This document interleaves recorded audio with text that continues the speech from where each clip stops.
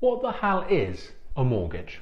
Well, according to the Oxford Dictionary, it's a legal agreement by which a bank or building society lends money at interest in exchange for taking title of the debtor's property, with the condition that the conveyance of title becomes void upon the payment of the debt. Right then, in basic terms, a mortgage is a loan you use to buy a property. Nobody really wants a mortgage, but many people do want to buy their own house. And unless you have got loads of cash stashed away, or you're Kylie Jenner, it's likely you'll need a mortgage to be able to buy your home. So you can borrow a percentage of the property value, and then you're going to require a deposit for the remaining amount. You then repay back the amount you borrow plus interest in a monthly instalments.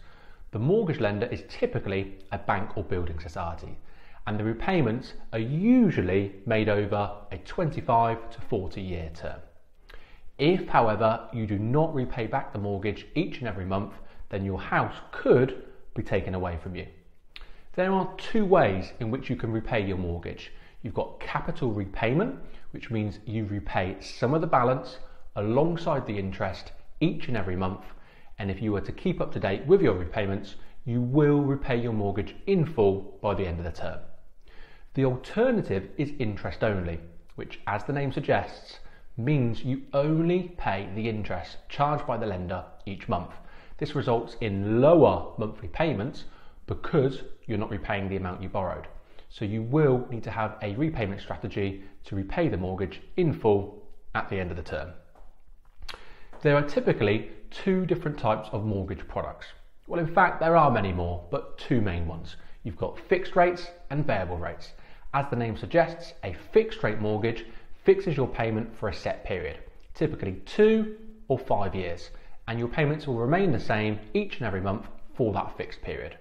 Fixed rates are particularly good if you want to be able to budget. A variable rate, on the other hand, as the name suggests, means your payments can vary each and every month.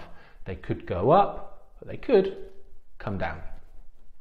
The lenders will agree to lend you the funds based on a number of factors. Some of the main ones being affordability, your credit history, and your deposit amount. The lenders will conduct something called an affordability assessment.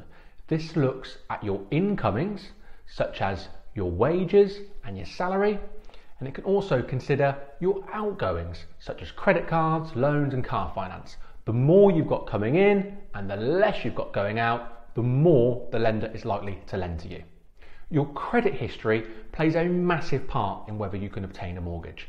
The lenders will run something called a credit check, and if they can see that you've maintained your payments up to date, that's a good thing. But if you haven't, they could turn you down. So when you turn 18 and you can take a credit card or a store card or use Klarna to buy all your clothes from ASOS, just remember, in the long run, it could affect your chances of owning a home.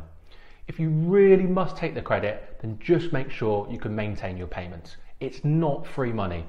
But if you can show a track record of repaying your debt, then this will actually build you a good credit score. So don't be a plonker, pay your bills.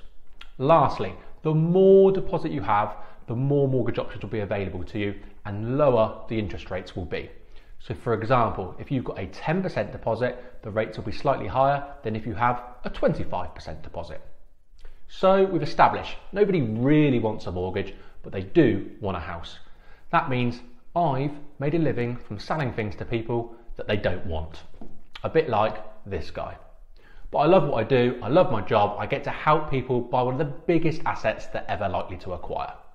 I really hope you've enjoyed this video. Now you know exactly what the hell a mortgage is.